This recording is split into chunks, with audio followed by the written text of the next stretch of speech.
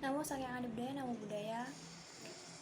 Di video kali ini, saya Foni Aprilia dan teman-teman sekelompok dari kelas 11 IPS SMA Bodhisatwa akan menjelaskan sebuah materi tentang tata teknik pentas.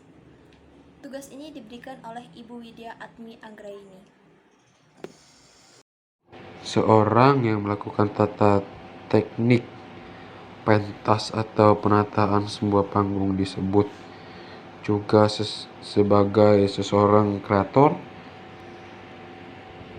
Sebelum melakukan sebuah penataan, alangkah lebih tepatnya bila seseorang kreator mempunyai tujuan konsep untuk melandasi penataan yang akan dilakukan pada sebuah pertunjukan, di mana konsep merupakan sebuah kompas yang mampu memberikan suatu petunjuk dan gambaran bagi seseorang penata panggung. Suatu konsep dapat kita buat dengan merancangkan atau membahas tentang pertunjukan apa yang akan kita dipertunjukkan atau dipentaskan. Misalnya, katakan saja kita akan mementaskan sebuah pertunjukan tari. Tari yang dimaksud di sini adalah tari kontemporer.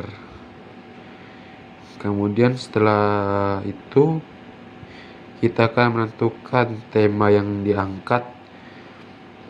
Misalnya temanya tentang sebuah permainan rakyat atau permainan rakyat yang seperti apa yang diangkat dan permainan rakyat daerah mana.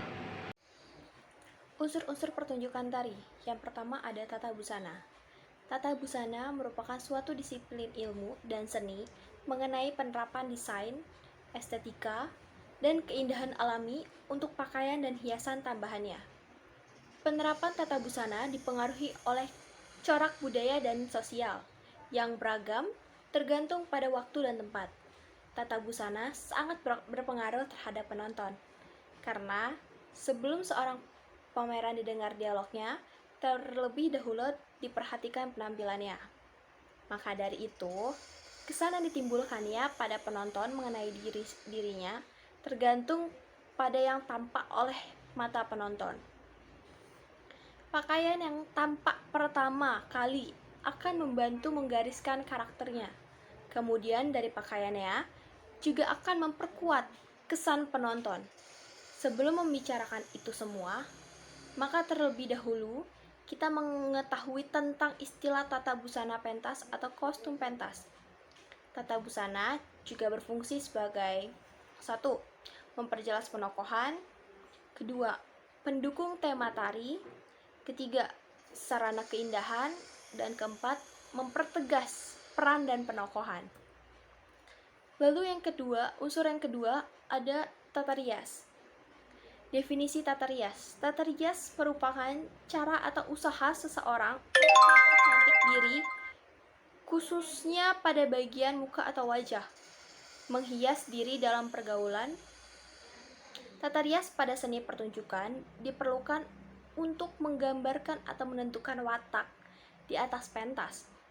Tata rias adalah seni menggunakan bahan-bahan kosmetika untuk mewujudkan wajah peranan dengan memberikan dandanan atau perubahan pada para pemain di atas panggung atau pentas dengan suasana yang sesuai dengan wajah. Seorang penggambaran watak di atas pentas, selain akting yang dilakukan oleh pemain, diperlukan adanya tata rias sebagai usaha menyusun hiasan terhadap suatu objek yang akan dipertunjukkan. Tata rias merupakan aspek dekorasi, mempunyai berbagai macam kekhususan yang masing-masing memiliki keistimewaan dan ciri tersendiri. Dari fungsinya, rias dibedakan menjadi 8. Rias dibedakan menjadi 8 macam rias, yaitu yang pertama, ada rias aksen. Rias aksen memberikan tekanan pada pemain yang sudah mendekati peranan yang akan dimainkannya. Misalnya, pemain orang Jawa memerankan sebagai orang Jawa hanya dibutuhkan aksen atau memperjelas garis-garis pada wajah. Yang kedua, ada rias jenis. Rias jenis merupakan riasan yang diperlukan untuk memberikan perubahan wajah pemain berjenis kelamin laki-laki, memerankan menjadi perempuan. Demikian sebaliknya. Yang ketiga, ada rias bangsa. Rias bangsa merupakan riasan yang diperlukan untuk memberikan aksen dan riasan pada pemain yang memerankan bangsa lain. Misalnya, pemain bangsa Indonesia memerankan peran bangsa Belanda. Yang keempat, ada rias usia.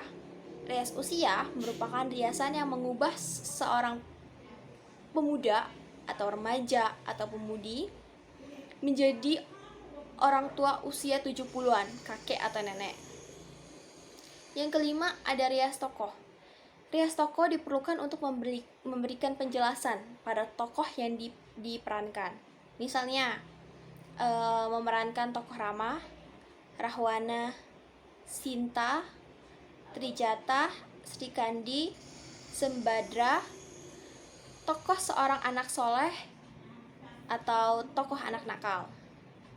Yang keenam, ada rias watak. Rias watak merupakan rias yang difungsikan sebagai penjelas watak yang diperankan oleh pemain. Misalnya, memerankan watak putri luhur atau lembut, putri branyak atau lincah, putri halus, dan putra gagah. Yang ketujuh, ada rias temporal. Rias temporal, riasan berdasarkan waktu ketika pemain melakukan peranannya. Misalnya, pemain sedang memainkan waktu bangun tidur, waktu dalam pesta. Kedua contoh tersebut dibutuhkan riasan yang berbeda. Yang kedelapan, rias lokal. Rias lokal di sini merupakan rias yang dibutuhkan untuk memperjelas keberadaan tempat pemain. Misalnya, rias seorang narapidana di penjara akan berbeda dengan riasan sesudah lepas dari penjara. Tata rias dibagi menjadi 3 macam, yaitu yang pertama, ada tata rias sehari-hari, yaitu tata rias yang mempertegas garis-garis wajah untuk menutupi kekurangan pada wajah. Yang kedua, tata rias khusus, yaitu tata rias digunakan untuk maksud dan tujuan tertentu. Yang ketiga, ada tata rias pertunjukan. Tata rias yang ditujukan untuk pertunjukan. Nah, di sini tata rias juga memiliki fungsi loh. Tata rias memiliki fungsi sebagai, yaitu 1. Mempertegas karakter pada wajah, mendukung penampilan, dan memperjelas tema. Cahaya. Tata cahaya yaitu pengaturan sinar atau cahaya lampu untuk menerangi dan menyinari arena permainan serta menimbulkan efek artistik. Tata cahaya adalah seni pengaturan cahaya dengan mempergunakan peralatan pencahayaan agar kamera mampu melihat objek dengan jelas dan menciptakan ilusi sehingga penonton mendapatkan kesan adanya jarak, kurang waktu, dan suasana dari suatu kejadian yang ditunjukkan dalam suatu pementasan. Seperti halnya mata manusia, kamera video membutuhkan cahaya yang cukup agar bisa berfungsi secara efektif. Dengan pencahayaan, penonton akan bisa melihat seperti apa bentuk objek, di mana dia saling berhubungan dengan objek lainnya, dengan lingkungan, dan kapan peristiwa terjadi. Tata cahaya juga memiliki beberapa fungsi pencahayaan, yaitu 1. Menerangi atau general light, yaitu penerapan secara umum yang dapat menerangi seluruh bagian pentas dengan rata. 2. Menyinari, spotlight, yaitu memfokuskan daerah panggung tertentu sehingga dapat menimbulkan efek dramatik. Pencahayaan ini bersifat khusus. Tata musik dalam pentas adalah musik yang mendukung pementasan dalam penunjukan terbaik yang bersifat instrumen maupun lagu yang menghidupkan suasana di beberapa adegan dan babak dalam suatu pertunjukan. Tata panggung adalah tempat seorang penata tari atau koreografer mengkreasikan karya tarinya melalui penari dilakukan di atas panggung atau pentas. Terdapat beberapa jenis tata panggung, yaitu 1. Tata panggung proscenium atau disebut dengan panggung figura. Panggung proscenium merupakan panggung konvensional yang memiliki ruang proscenium atau suatu bingkai gambar melalui mana penonton menyaksikan pertunjukan. Hubungan antara panggung dan auditorium dipisahkan atau dibatasi oleh dinding atau lubang proscenium, sedangkan sisi atau tepi lubang proscenium bisa berupa garis lengkung atau garis lurus yang dapat dibatasi oleh daerah pameran dengan penonton. Arah dari panggung ini hanya satu jurusan, yaitu ke arah penonton saja, agar pandangan penonton lebih terpusat ke arah pertunjukan. Para pameran di atas panggung juga agar lebih jelas dan memuaskan perhatian penonton. Dalam kesadaran itulah maka keadaan pentas proscenium harus dapat memenuhi fungsi melayani pertunjukan dengan sebaik-baiknya. Panggung proscenium memiliki ciri sebagai berikut. 1. Memiliki bingkai di sisi depan panggung. 2. Hanya dapat dilihat dari satu arah depan. 3. Ada jarak yang membatasi penonton dan pemain, umumnya diadakan di dalam ruang tertutup. 4. Memiliki alur keluar masuk pemain atau penari. Tata panggung church atau panggung portable adalah salah satu panggung tanpa layar yang dapat dibuat di dalam atau di luar gedung dengan menggunakan platform podium dan platform sebagai tempat bagi penonton yang biasanya menggunakan kursi lipat. Panggung church seperti panggung proscenium, tetapi 2/3 bagian depannya menjorok ke arah penonton. Pada bagian depan yang menjorok ini, penonton dapat duduk di sisi kanan dan kiri panggung. Panggung church nampak seperti gabungan antara panggung arena dan proscenium. 3. Tata panggung arena. Panggung arena adalah salah satu bentuk panggung yang paling sederhana dan dibandingkan dengan bentuk panggung lainnya, dan dapat dilakukan di dalam atau di luar gedung, dan akan terdapat sehingga kursi di barisan belakang dapat melihat dengan baik tanpa terhalang oleh wajah dan layar di akhir acara atau putaran yang dapat digunakan dalam bentuk blackout. Panggung arena memiliki ciri sebagai berikut. 1. Bentuk panggung terdapat bermacam-macam. 2. Dapat dilihat dari segala arah.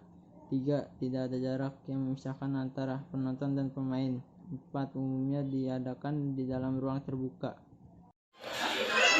Tata dekorasi panggung dapat diartikan segala benda yang digunakan untuk mendukung pertunjukan tari dalam panggung. Sisa biasanya setting panggung dapat berupa 2 dimensi atau 3 dimensi. Pembuatan tata dekorasi pertunjukan dirancang dengan berbagai jenis dan bahan tertentu dan disesuaikan dengan tema karya tari. Dekorasi berfungsi sebagai pemandangan latar belakang dan terhias di atas panggung. Fungsi dekorasi ini dapat mengutamakan suasana tari. Oleh karena itu, panggung harus disesuaikan dengan tema tertentu. Properti tari merupakan benda-benda yang digunakan sebagai alat untuk mendukung ungkapan suatu gerakan. Ketentuan properti yang akan digunakan merupakan suatu penerimaan sebuah karakter atau dilukiskan dari sebuah alat peragaan. Hal ini kemudian mempermudah penari dalam menciptakan karakter. Properti digunakan sebagai pelengkap tari yang dapat memperingatkan kesulitan gerak. Properti yang biasanya digunakan misalnya 1. Kuda lumping, 2. Tombak, 3. Gondewa, 4. Keris, 5. Kendi, 6. Payung, 7. Bakul. Terima kasih.